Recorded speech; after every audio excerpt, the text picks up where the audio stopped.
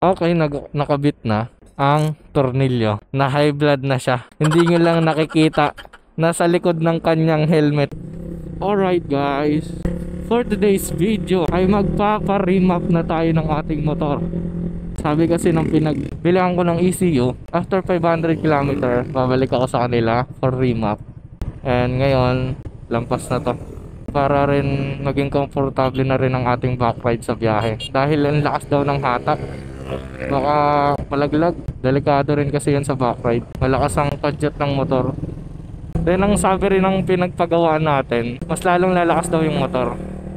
O nga pala guys, ano na tayo, aftermarket exhaust. And dalawang tune up yung mangyayari. Tune up para sa open pipe and tune up para sa nakasuot yung silencer. Oh, ganda na setup ng sniper niya. Big bike concept rin to eh. Laki ng galong.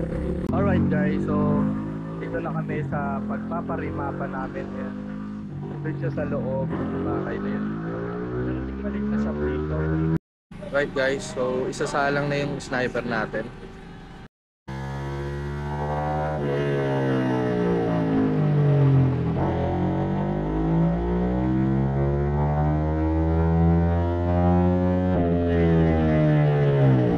So tinanggal na yung pipe silencer ng motor.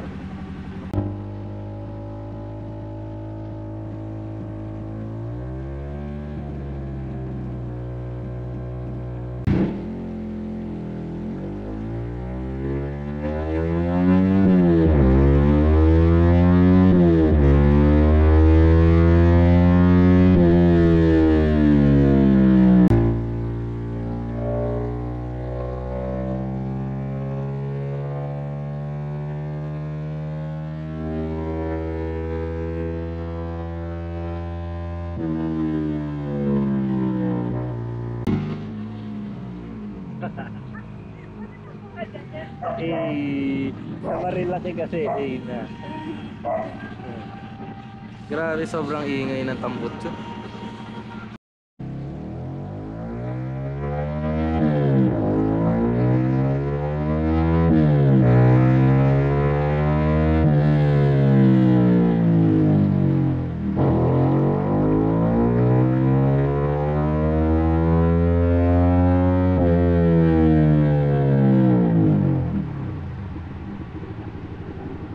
Kain tayo habang nagbabiyahe.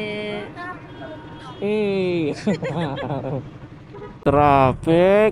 Grabe. Natsambahan natin ang rush hour. Hindi pala natsambahan. Na-timingan natin ang rush hour. Alright guys. So, pauwi na tayo. And tapos na rin na-tune up ang sniper natin. Grabe, sobrang laki ng pinagbago. You know, nasa segunda ako ha. Tercera ata ako. Sobrang smooth. Tsaka parang bumilis yung hatak nga. Kaya guys, sa tingin ko na kapag mag-open pipe kayo, yung backfire, tsaka pag nabibilaukan, usually ganyan yung babago sa makina nyo kapag nagpalit kayo ng pipe. Magpa-remap talaga kayo. Okay lang naman siguro yan, naka-stock ECU kayo. Ako kasi nagpalit na ako ng ECU para medyo may power yung motor natin kasi mabigat rin. Sarap na nito i-long ride. Ang kulang na lang talaga dito sa sniper ko, yung ilaw na lang talaga. Pwedeng pandiin sa long ride. Kasi syempre pag inabot tayo ng gabi, kailangan natin talaga ng malakas na ilaw. Then yung tambutso ko, wala palang sensor, kaya pinalagyan muna nila ng sensor. Kasi hindi matutune up yung motor ko kapag walang sensor. Right guys, so dito ko natatapusin ng aking vlog. Comment down below na lang guys sa mga may katanungan. Please like and share and subscribe ka na rin kung hindi ka pa nakasubscribe para updated ka sa mga upcoming videos ko. Alright, peace out. Okay, kailangan na natin maging kamote.